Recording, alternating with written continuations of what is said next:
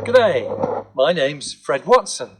My job is Australia's Astronomer at Large, and I'm delighted to be talking to you about science during National Science Week 2020.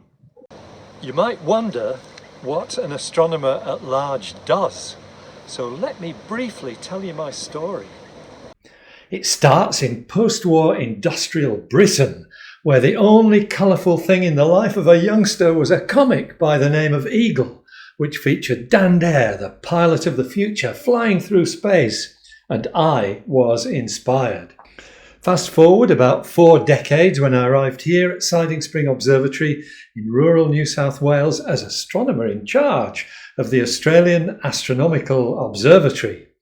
I managed the scientific output of Australia's biggest optical instrument, the 3.9 metre Anglo-Australian telescope, which dwarfs science megastar Brian Cox in this photograph.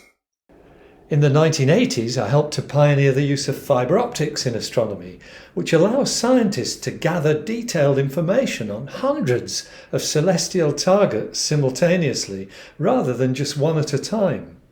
We've used the technique to create 3-dimensional maps of the universe, like this one, about 1 billion light years across, in which each blue dot is a galaxy.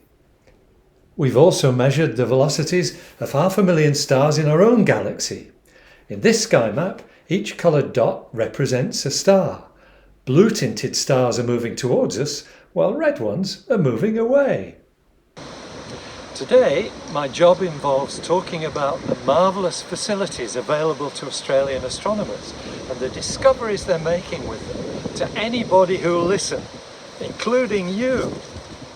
Here are the 4 8.2 metre telescopes of the European Southern Observatory in Chile, getting ready for a night's work. Australian astronomers have access to these giant instruments. And back in Australia, here is one of the 36 12-metre dishes of ASCAP, the Australian Square Kilometre Array Pathfinder at the Murchison Radio Astronomy Observatory in remote Western Australia. ASCAP has been especially important in trying to understand fast radio bursts, mysterious signals from the distant universe that might come from highly magnetised neutron stars.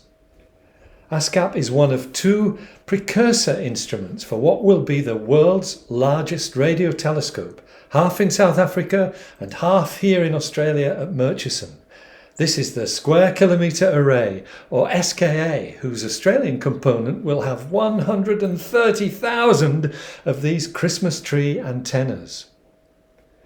The SKA will be so sensitive that it could detect an airport radar at a distance of 50 light years. But it's much more likely to tell us how the universe has evolved throughout its 13.8 billion year history. Thanks for tuning in, folks, and don't forget, Happy National Science Week!